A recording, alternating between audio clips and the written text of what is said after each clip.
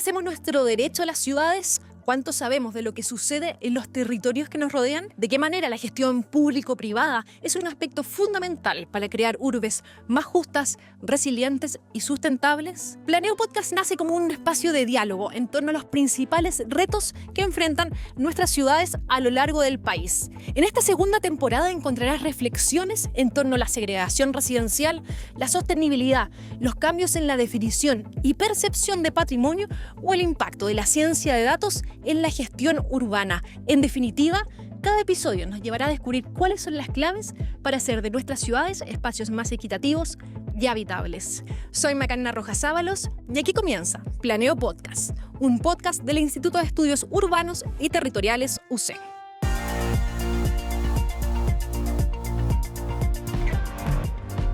La actividad minera en Chile ha tenido un impacto significativo en la calidad de vida de los habitantes, tanto desde el punto de vista ambiental, a través del consumo intensivo de agua y la contaminación, como en el desarrollo de ciudades y localidades cuya existencia dependía o sigue dependiendo de la extracción de recursos naturales.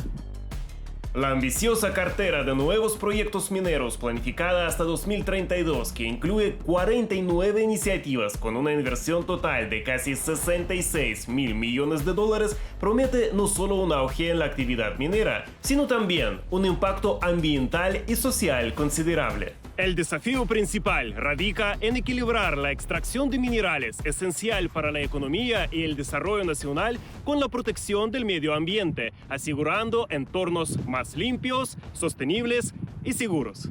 Esta es la principal preocupación reflejada por los participantes de nuestra encuesta, realizada en el perfil de la Enciclopedia de Santiago en Instagram. Otra inquietud recurrente es la dependencia excesiva de la industria minera y la falta de incentivos para diversificar la economía local. Como consecuencia, muchas ciudades en el norte de Chile dependen por completo de la minería, lo que ha llevado al abandono o deterioro de numerosas localidades tras el fin de la actividad extractiva. ¿Cómo podemos evitar que esta historia se repita y qué tan posible es lograr un desarrollo realmente sustentable? Hablemos de esto en un nuevo capítulo de Planeo Podcast. Muy bienvenidos y bienvenidas a este nuevo episodio de la segunda temporada de Planeo Podcast. El día de hoy vamos a hablar y vamos a problematizar sobre el concepto de ciudad extractiva y también los desafíos sociales que implica vivir en una ciudad donde el crecimiento y su economía dependen de la extracción de los recursos naturales. Para eso estoy con dos grandes invitados. Bienvenidos. María Cristina Farkú estudió química en la Universidad Aristotélica de Salónica en Grecia. También tiene un magíster en tecnología medioambiental por el Imperial College de Londres y es doctora en ciencias medioambientales por la Universidad Autónoma de Barcelona. Actualmente, María Cristina es profesora asociada del Departamento de Geografía de la Universidad de Chile. Muchísimas gracias por acompañarnos. Un gusto. Y también me encuentro con Kai Bergamini, quien es geógrafo de la Universidad Católica, doctor en gestión ambiental, paisaje y geografía por la Universidad de Barcelona y profesor asociado del Instituto de Estudios Urbanos y Territoriales de la Católica. Muchas gracias por la invitación. Muchísimas gracias por acompañarnos también, Kai y María Cristina, en esta temporada de Planeo. Vamos a comenzar primeramente recogiendo las preguntas que Andrei Sokolov recogió de la calle.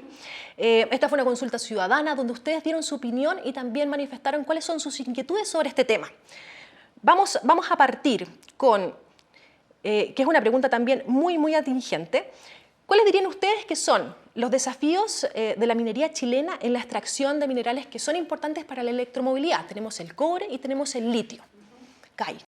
Bueno, primero que todo, yo creo que lo importante es entender de que gran parte de los minerales que necesita el mundo para hacer la transición energética sostenible están en Chile. Efectivamente, tú ahí mencionaste algunos: cobre, litio, está cobalto, tierras raras, entre otros. Tenemos una posición privilegiada en el mundo en ese sentido. Y ahí los desafíos que tenemos son esencialmente cómo hacemos para que esa extracción sea lo más sostenible en el sentido de uso de agua, o sea, disminuir el uso de agua de fuentes continentales, sobre todo tratando de atraer agua desalada, disminuir las emisiones de gases de efecto invernadero a través de la incorporación de energía, sobre todo solar, que se está implantando, o en el futuro, por ejemplo, camiones movilizados por hidrógeno verde. también en términos de contaminación y manejo de relaves, cómo hacemos una estabilización adecuada de esos relaves. Y quizás lo más relevante es cómo incorporamos a las comunidades aledañas en el fondo a ser parte de este desarrollo, porque sobre todo ellos son los más afectados, pero en el fondo hay que entenderlo como una afectación en la medida que el mundo necesita más de estos minerales. Sí. ¿Cristina? Ya, gracias Macarena. Yo creo que la pregunta es muy interesante porque nos hace pensar cómo entra la gran minería, ¿no? En el marco de cambio climático y mirando un poquito hacia las transiciones que necesitamos para un futuro más sustentable y resiliente para todos y todas, ¿no? Entonces, por un lado, tenemos la minería que provee, como muy bien dice Kai, muchos de los materiales y tierras raras que son necesarias para cierto tipo de transiciones energéticas y tecnológicas, como por ejemplo la electromovilidad, pero también al mismo tiempo tenemos a la minería contribuyendo, ¿no?, con su consumo energético y hídrico a intensificar, a contribuir al cambio climático, a intensificar sus impactos. En ambos casos tenemos igual de manera transversal, yo creo, temas que tienen que ver con el extractivismo, como vamos a ver durante el podcast, acerca de nuestra relación con la naturaleza o el medio ambiente, el tipo de desarrollo que estamos pensando y temas de democracia que nos llevan un poquito a la justicia ambiental. Entonces yo creo que los principales desafíos que tenemos es cómo mantener este equilibrio de justicia ambiental, tanto a nivel local y regional, como decía acá, y dentro de los territorios mineros, ¿no?, que vamos a ver a continuación, pero también a nivel global, ¿no?, como Chile, como un país que es meramente un exportador de materias primas, que nos estamos cargando con todas los impactos ambientales que implica la minería para favorecer la electromovilidad de ciertos sectores, tanto del mundo pero también sociales. Entonces yo creo que tenemos varios desafíos en términos de justicia en este sentido. Sí, muchísimas gracias a ambos. Este es un tema interesante que vamos a tratar de engancharlo con las preguntas que vienen a continuación del público, así que de nosotros. Así que muchísimas gracias a ustedes por también ser parte de esta temporada. Kai, entremos de lleno un poco a tus temas. Tú lideras el Observatorio Ambiental de Proyectos Mineros. ¿Cómo nace este proyecto? ¿Qué es lo que busca? Y también, ¿cuáles han sido sus principales hallazgos en todo este tiempo? Sí, bien, bueno, lo primero que esto surge a partir, bueno, de la problemática que empezamos a ver relacionado con los minerales, pero sobre todo con la conflictividad ambiental que se estaba viendo con el desarrollo de nuevos proyectos mineros. Y ahí empezamos a indagar en la literatura y hay una teoría en economía ambiental que habla de que a mejor información, a que las partes están mejor informadas, tienden a disminuir los conflictos ambientales, tanto porque la comunidad conoce las amenazas, los riesgos, los beneficios en el fondo de la actividad, en este caso actividad minera, y por otro lado las empresas al entregar la información mejoran su estándar de gestión ambiental y por lo tanto también hacen un mejor trabajo en términos de manejar sus impactos ambientales y manejar como su operación. En función de eso, en el fondo, entonces formulamos este proyecto en asociatividad con el Ministerio de Minería, Ministerio de Medio Ambiente, también con la Sociedad Nacional de Minería y también con otros organismos que nos apoyaron, donde la idea era capturar una gran cantidad de información ambiental que está dispersa en el Estado, que realmente es difícil de levantar porque uno tiene que ir a muchos distintos fuentes, servicios, y después tratar de integrarlos en una base de datos para después disponibilizarlos al público en general.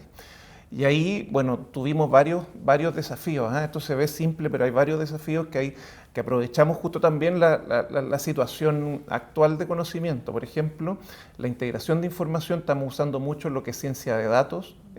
Hoy día estamos tratando de ver cómo podemos incorporar inteligencia artificial también, que está de moda, pero usamos algunas técnicas de Machine Learning que nos permitieron en el fondo vincular la información, procesar eso, pero también en términos de la entrega de información, de lo que se llama el frontend de una página web, trabajamos con las comunidades en el fondo en tratar de ver cómo podíamos entregar una información que para ellos fuera útil, pero también de una manera que pudiera entender. Y ahí quizás brevemente algunos de los primeros hallazgos que son quizás los más interesantes.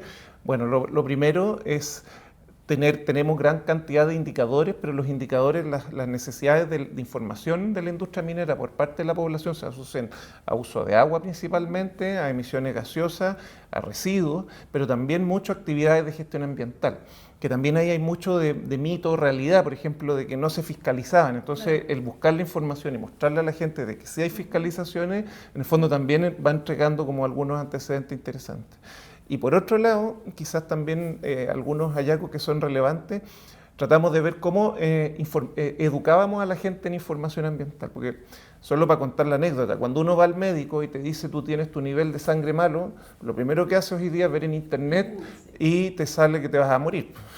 Pero después tú llegas con el resultado donde tu médico te dice, no, para que tú te mueras tienes que tener este malo por 10 meses, más este otro, más este otro. Entonces, comunicar eso en medio ambiente también es muy difícil. Entonces, por ejemplo, nos asesoramos con profesores de educación ambiental para ver cómo podíamos comunicar de manera simple y descubrimos de que no se puede comunicar de manera simple. Entonces, tuvimos que diseñar un proceso que nos permitiera entregar contexto, entregar información, pero también como en base a benchmark y otras ideas que pudiera hacerlo fácil, y también el material gráfico. Por ejemplo, no podíamos entregar grandes cantidades de texto, la gente no lee, testeamos gráficos, por ejemplo, gráficos de barra, gráficos de torta. Al final, el gráfico que más entiende la gente, por ejemplo, que esto es bien anecdótico, es el gráfico de velocidad de auto. De esa manera inmediatamente la gente entendía si estaba bien o estaba mal. Entonces tenemos hallazgos bien interesantes, los estamos también publicando y yo creo que ahí tenemos harto material para ir colaborando no solo con la minería, sino que con estas otras disciplinas también que han sido parte en el fondo del proyecto. Claro, pero en pro de que la ciudadanía también sepa y conozca cómo se fiscaliza, cómo está impactando. Y en ese sentido, María Cristina, ¿cómo configura el extractivismo en general, pero quizás el extractivismo minero, ¿no?, el paisaje urbano y sobre todo la dinámica social que ocurre en las ciudades? Ok, si pensamos, porque el extractivismo puede ser también agrícola o petrolero, entonces si pensamos un poco el extractivismo minero y lo situamos en el norte de nuestro país, en el desierto de Atacama, para pensar los impactos del extractivismo hay también un poco que definirlo un poquito, ¿no? Quizás todos lo sabemos, pero es importante tener en mente que se trata de actividades que extraen materias primas, minerales en este caso, se exportan, su mayoría sin estar mayoritariamente tratados, y son proyectos a gran escala, ¿no? Esto significa que los impactos de la minería no quedan en la faena, en el hoyo, digamos, de donde sale el mineral, sino también se necesita como una red de infraestructura que impacta toda la región donde se emplaza la minería. Entonces tenemos infraestructura vial para poder moverse, ¿no? Portuaria para poder exportar, como es Tocopilla o Antofagasta o Mejillones. Tenemos infraestructura energética y de desalinización que alimentan con agua y energía las faenas que están en la cordillera, pero estas instalaciones están en la costa. Entonces la manera con la cual el extractivismo impacta a las ciudades son múltiples, ¿no? Esta infraestructura puede traer también como impactos ambientales, como contaminación acústica, etcétera. Puede cambiar mucho el carácter de la ciudad, una ciudad que quizás le gustaría ser, no le gustaría a su gente, ¿no? Le gustaría que fuera más turística o que se dedicara a la pesca, ¿no? Este tipo de la infraestructura no lo permite. Y después también tenemos varios impactos paisajísticos. Por ejemplo, dentro de Antofagasta pasa una línea de tren, ¿no?, que transporta el cobre. Está el mismo puerto, que también tiene como un impacto visual. Copiapó está rodeado de unos 58 relaves, ¿no?, los pasivos ambientales de la minería, entonces allí tenemos otro tipo de degradación. Y en términos sociales, claro, la minería afecta un montón los territorios donde se emplaza. Primero, masculiniza harto el territorio, ¿no? Como que la mayoría de las personas que trabajan son hombres y hay como una cultura más machista alrededor de eso. Tenemos una segregación social porque cuando una ciudad es extractiva no significa que todas las personas trabajan en la minería y que todas las personas tienen sueldos asociados a la minería. Entonces, como podemos ver, por ejemplo, en Antofagasta, que hay una crisis habitacional, un crecimiento de los campamentos, ¿no? De gente que no puede acceder al mercado oficial de arriendo de viviendas. Tenemos una profundización de desigualdades sociales, ¿no? Porque se encarecen las ciudades y hay gente que no puede seguir este ritmo. Yo diría que estos son los principales, más allá de los conflictos que tienen que ver con temáticas ambientales que tú en mencionabas estos territorios. al inicio. Claro, O sea, claro. es un tema de una complejidad enorme. Sí, sí. Y volviendo a las comunidades locales, Kai, ¿qué papel juegan en la gestión de estos recursos naturales y quizás en la formulación también de políticas públicas que tienen que ver un poco con el observatorio? ¿Qué has podido ver? Sí, bueno, nosotros ya hace años venimos trabajando como parte del proyecto con intentar darle una nueva mirada al desarrollo y al diseño de políticas públicas, porque, a ver, lo que vemos es que hay una generación de políticas públicas todavía muy top-down, o sea, como desde las autoridades o desde los gobiernos hacia la gente. Entonces, para eso hemos implementado el trabajo con metodologías que se llaman del diseño de servicios públicos, donde yo personalmente me he asociado con una profesora de la Escuela de Diseño que se llama Catherine Mollenauer. Y previo a este proyecto ya desarrollamos un primer piloto que fue un toolkit para hacer denuncias en humedales, donde lo que buscamos es trabajar en distintas partes desde el trabajo de base con todos los actores relevantes.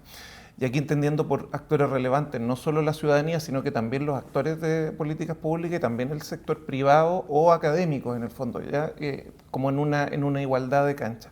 Y desde eso lo que primero parte es una validación de diagnóstico, porque cualquiera de nosotros por nuestros sesgos tiene una hipótesis, pero tenemos que validar si esa hipótesis es correcta o es correcta para todos, o ver cuáles son las hipótesis de los distintos actores.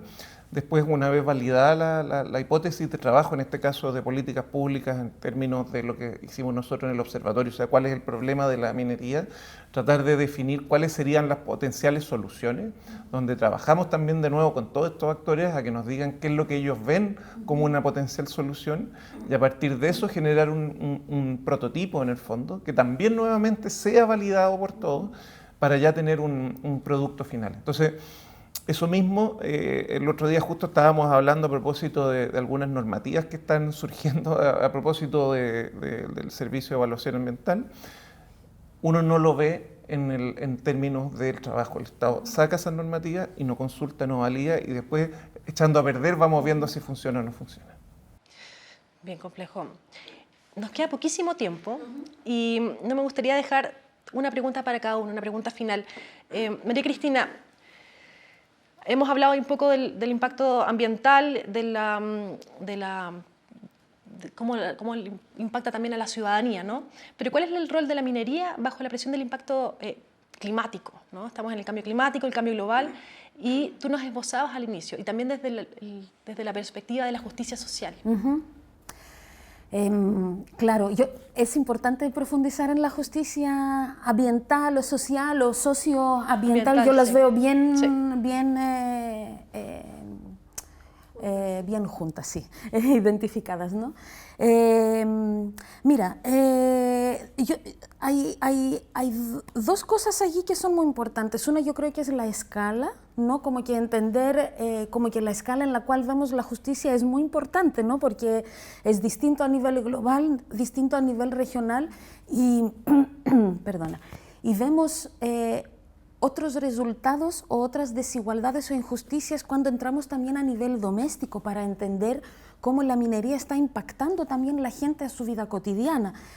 Por ejemplo, en el tema ambiental no mencionamos el tema hídrico, donde en la ciudad de Antofagasta se ha construido una desalinizadora para consumo humano, de tal manera para que se libere el agua de la cordillera para su uso en la minería. Minera. Quería ser al revés, ¿no? ¿Cierto? Claro. O sea, depende a quién preguntamos, ¿no? Para un ingeniero, para simplificarlo, tiene mucho más sentido que la minería use el agua de la cordillera porque está cerca y la gente tome agua del mar desalinizada porque también están viviendo en la costa. Entonces, en términos de consumo energético, de recursos, de infraestructura, tiene mucho más sentido. Pero en términos de justicia ambiental quizás vemos otras cosas, ¿no? La gente sigue siendo bastante con mucho miedo de tomar el agua. No tiene que ver solo con la planta, es algo histórico, ¿no? Pero la planta desalinizadora no ha venido, digamos, como a resolver el tema hídrico en la ciudad de Antofagasta. Y claro, suena absurdo que la gente toma un agua producida y la minería usa el agua de la tierra que viene con todos los minerales que necesitamos, etcétera. Entonces, una cosa es la escala y lo hablamos un poquito al inicio. Y lo otro tiene que ver, para entender mejor este tema en términos de justicia ambiental, podríamos pensar en dos principales, digamos, áreas de la justicia ambiental.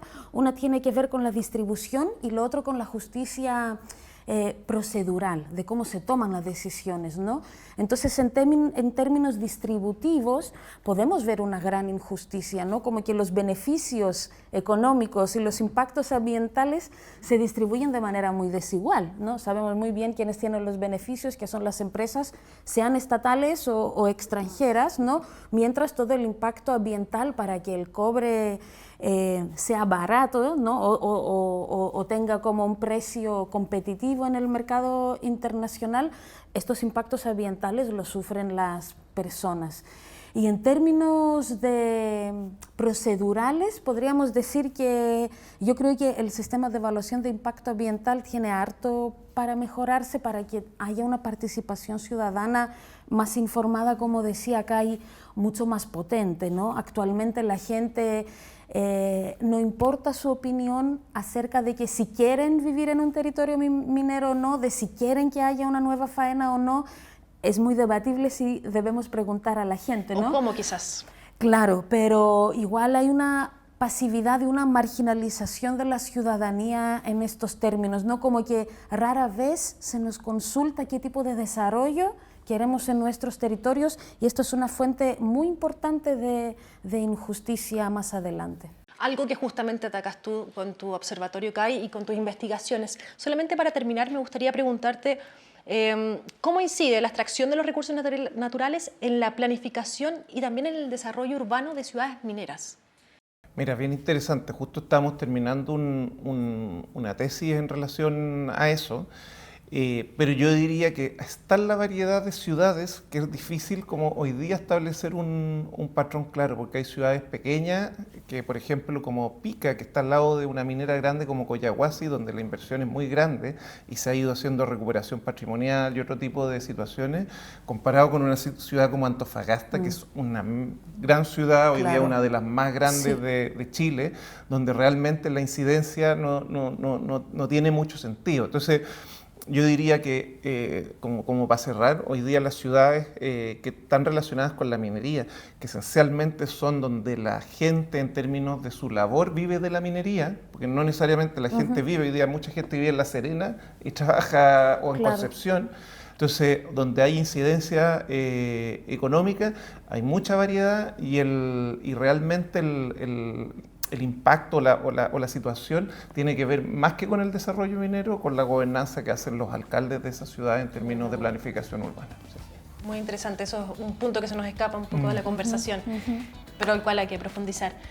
Kai, María Cristina, muchísimas gracias por acompañarme en esta conversación. Gracias por la invitación.